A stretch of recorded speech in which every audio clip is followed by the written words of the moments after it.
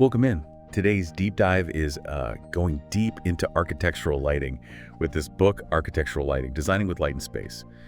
You sent in some excerpts, so looks like you're ready to move beyond just flipping a switch and really dive into how light shapes how we experience architecture. Yeah, it's a really fascinating field, way more than just making sure a space isn't dark. Right.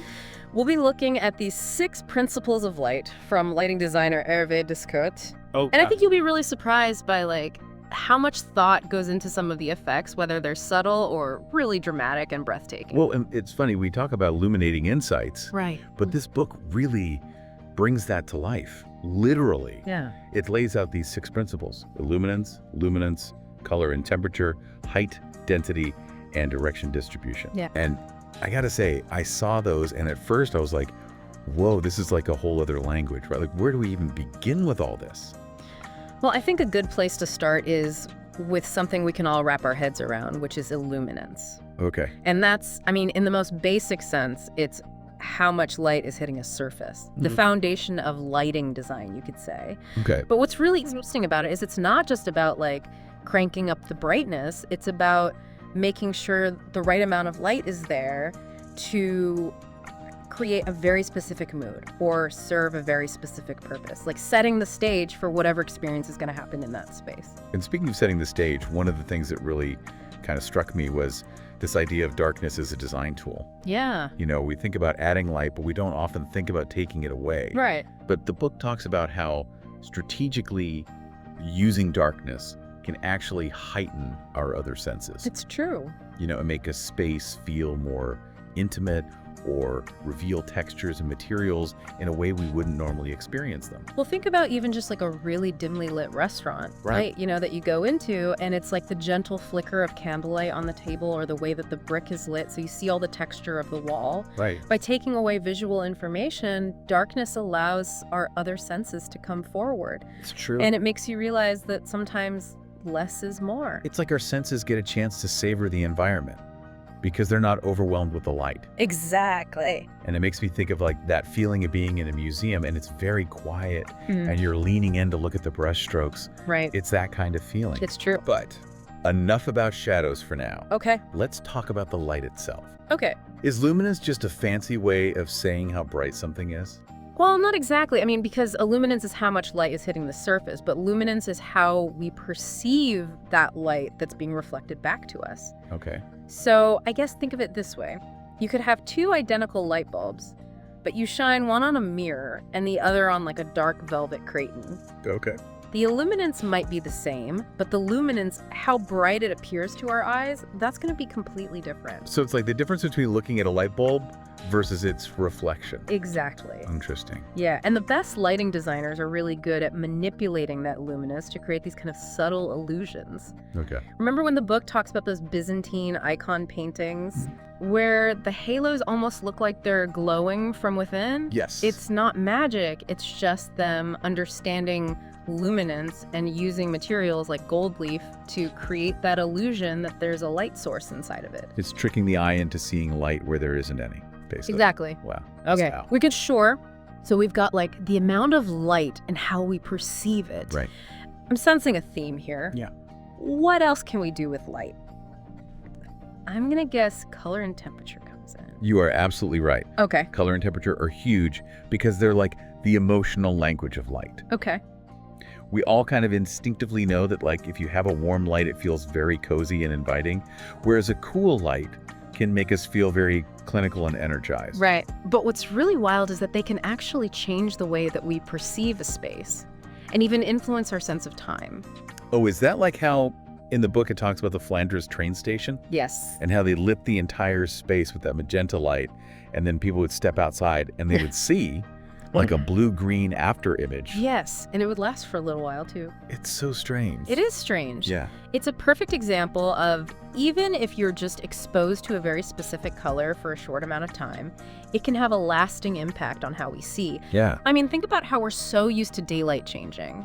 Right. From the really warm hues at sunrise to those cool tones in the middle of the day. Yeah. We don't even realize how much it's affecting us. Right. But think about a room that's bathed in that warm sunset glow versus that same exact room with the cool light from a skylight, Right. completely different. It's like our internal clocks are constantly being reset by the color of the light around us. yeah, it really It makes you realize how much is going on subconsciously with light that we don't even think about. Yeah, It's amazing. it's wild. So we've got the what of light. Okay. We've got the how bright it is. Right. Now we're talking about the mood of the light. Right, Where do we go from here? Don't tell me. right. It's the height of the light now. You got it. Of course.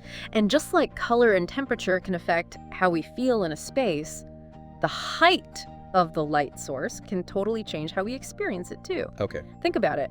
When it's nighttime and the light is low, we associate that with relaxation, with intimacy. Good. Exactly. And then that high noon sun, that's like energy and alertness. Right. And lighting designers totally use that. They tap into that. So they'll use low light sources to create that sense of intimacy, like in a restaurant. Nice. Or like a den, make it feel really cozy. Whereas if they want something to feel really grand or spacious, they'll use higher light sources. Right, like a cathedral. Exactly, or a ballroom, Well- something like that. So it's like using light to create these invisible ceilings or draw people closer together. Yes. I'm starting to see how all these simple little principles, I mean, they seem simple on the surface, Right. can be layered to create a really powerful impact. Yeah. But we're not done yet, are we? There's still, what, the number of light sources in a space? Yeah. That's where density comes in. That's exactly it, yeah. The density is all about how many light sources you're using in a space and how those light sources are arranged. Okay. So it's the difference between like a single spotlight to highlight a sculpture Right. versus like a wash of soft light that illuminates a wall. Okay. One is very focused, draws your attention to one spot. Right. The other one lets you appreciate all the nuance of the surface. It's like a single violin versus a full orchestra. Yes. Both beautiful, but totally different experiences. Exactly. Right. Yeah. It's a whisper versus a shout. Exactly. Exactly. And you know how like a composer uses dynamics to create a symphony? Right. A lighting designer is using density to kind of create a certain ambiance or draw your eye where they want you to look. Oh, wow. And this principle is even visible from space. Wait, you're kidding, right? I'm not kidding. Light density is visible from space. Yeah, so like, you know those satellite images of Earth at night? Yeah. The brightest areas are usually the most densely populated. Wow. You can see how cities just glow compared to rural areas. That's incredible. It's like the heartbeat of civilization from a million miles away. I know, it's crazy, right? It's amazing what light can do. Yeah. Okay, so we've covered illuminance, Okay. luminance, color and temperature, height, density. We're almost there. What's left? All right, so the final principle is direction and distribution, and this is how light is aimed and shaped and spread within a space. Okay. So if you imagine light like a painter's brush, direction and distribution, those are the strokes, you know? Okay. So you can have a really narrow beam of light and create a really sharp and focused effect. Right. To highlight something. Exactly, like a piece of art in a museum. Or you can have a diffuse glow that creates a much softer ambient mood. Right, like candlelight. Exactly. That makes sense. Yeah. And it makes me think of, you know, they have those light shows where they use spotlights and like project on buildings. Yeah, yeah. It's mesmerizing, you know, Yes. to see how they manipulate those beams of light. Yeah, they're really cool. It seems so simple, but it's like, how do they do that? I know, right? But we've been talking about these principles kind of like in a void, you know. Yeah. How does all this actually translate to like real world projects? Yeah, so there's a lot of really good case studies in the book Okay. that show these principles in action. And one of them that I think is really cool is the High Line in New York City. Oh, yeah. I've seen pictures of that. It's beautiful. So you have this elevated park, right? It's built on old railway tracks. Yeah. And the lighting design is magical. Yeah, it's like this soft glow of light that outlines the walkways. Yeah. And then you have the city behind it. It's gorgeous. And they did that by using very specifically low-level LEDs to illuminate all the plantings. Oh, okay. So they kept that light source really low to the ground, Okay. which not only gives you that floating effect you were talking about, Right. but it also cuts down on light pollution. Oh, that's smart. So you can still really appreciate the city skyline. So they're using height to like emphasize the unique perspective of that park. Yeah, And to cut down on light pollution, that's really smart. it's really well done. I'm guessing the density of those LEDs plays a role too, right? It does, yeah. So because they have them spaced really close together, it creates that ribbon of light Oh, okay. that guides you along the walkway. Oh, that makes sense. And it just really emphasizes the linearity of the park. Okay. So it's a really good example of density being functional, but also beautiful. It sounds like the perfect example of all these things working together to transform a space. Yeah. But, I mean, not every space can be as inherently beautiful as the high line. Right. Right. What about something that's, I don't know, a little less obvious? Well, that's what makes this next example so interesting, because they talk about the Newtown Creek Water Pollution Treatment Plant in Brooklyn. Okay. Not the first place I would think of I know, right? when it comes to lighting design. Right, like a sewage treatment plant isn't necessarily like... Doesn't exactly scream destination. Right, but that's what makes it so cool. Okay. Because instead of shying away from the fact that it is an industrial plant, they really leaned into it. Okay. And they used this really striking blue light to unify the entire site and create a contrast with the city around it. Interesting. So you have this beacon of beauty in a totally utilitarian setting. It's like they're saying even a sewage treatment plant can be beautiful if you light it right. Exactly. It makes you think about how many overlooked spaces could be completely transformed with just a little bit of creativity. Right. But let's go to a totally different kind of space. What about like a restaurant? Oh, well, they have a really good example in the book. It's the Jules Verne restaurant Okay. in the Eiffel Tower. Oh, wow. Talk about an iconic structure. Right, with a view. With a view. So how do you even begin to design lighting to complement that and not compete with it? That's a really good question. It's a delicate balance for sure. It is. And so what they did is they went with a predominantly dark interior Okay. to let the City of Lights really be the backdrop for the dining experience. Oh, I love that. And then they just used really subtle highlights to kind of like pick out the tables and some of the architectural details. Oh, that's beautiful. So it creates a sense of intimacy and drama. It's like saying the view is the star, we're just here to support it. Yes, exactly. I love that. And it makes you realize that sometimes the best lighting design is about what you don't light. It's true. It's about understanding what's already there and enhancing it, not covering it up.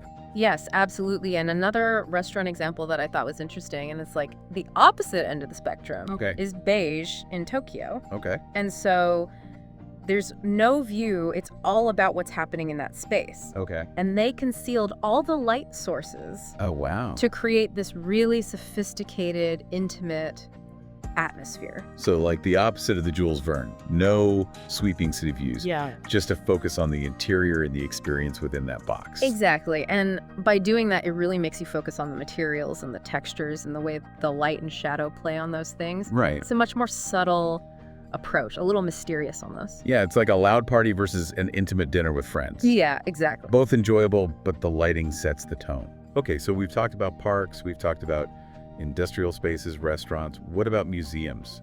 How are they using light? Museums are doing really cool stuff with light. And one of the examples from the book that I really liked was the Kiasma Museum of Contemporary Art Okay. in Helsinki.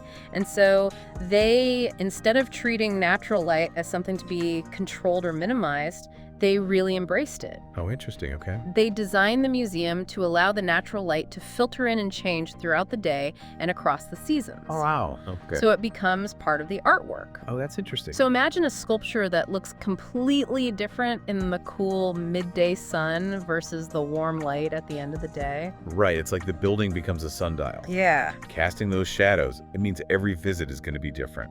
Exactly. Yeah. And then you have other places like the Guthrie Theater, Okay. which is in Minneapolis, and it's not a museum, but they use light to create this really cool journey from the moment you step into the lobby. Okay. So you go from this grand, brightly lit lobby to these kind of like dimmer, more intimate spaces as you get closer to the theater.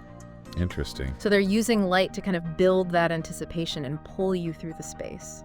Wow. It's amazing. I'm thinking about architecture totally differently now, just from this conversation. Yeah, it's pretty amazing. And yeah, the pun was intended. But it's true. We take lighting for granted, We do. but it has such a profound impact on how we experience a space, whether we realize it or not. It really does. It's the silent partner in architecture, Yeah. or the unsung hero, or Yeah, something. Give me that. Right. Yeah. And like those essays from Stephen Hall and James Corner said so well, there's a real poetry to light. It's true. It's like that quote, architecture is frozen music. Oh, yeah. Maybe lighting is the melody that brings it to life. I like that. Something like that, I don't know. Yeah, it's true. It's true, we've gone from like the science of illuminance to the art of luminance, and from the practicality of height and density to, playing with our emotions with color and temperature and direction.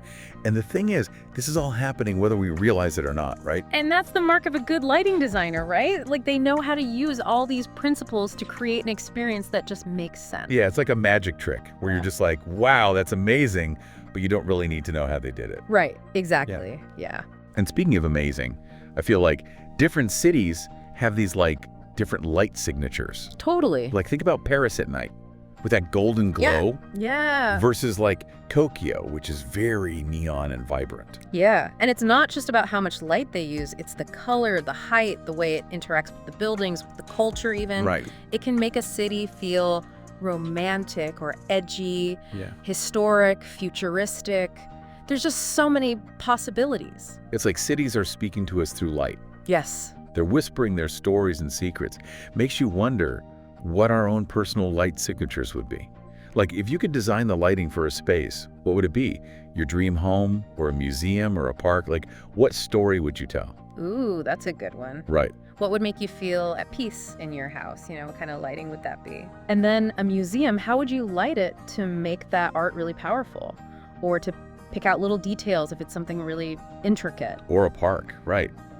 Do you want it to feel enchanted and magical or more functional and inviting? It's amazing what you can do with light. It's true, and the more you start paying attention to it, not just as, oh, the lights are on, the lights are off, but like you said, as this design element, it's like you start to see it everywhere. You really do.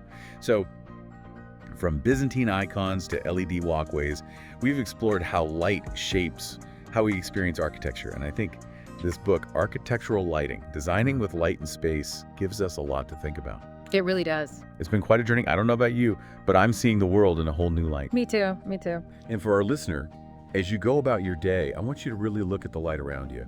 Ask yourself, how does it make you feel? What is it saying to you? You might be surprised by what you notice.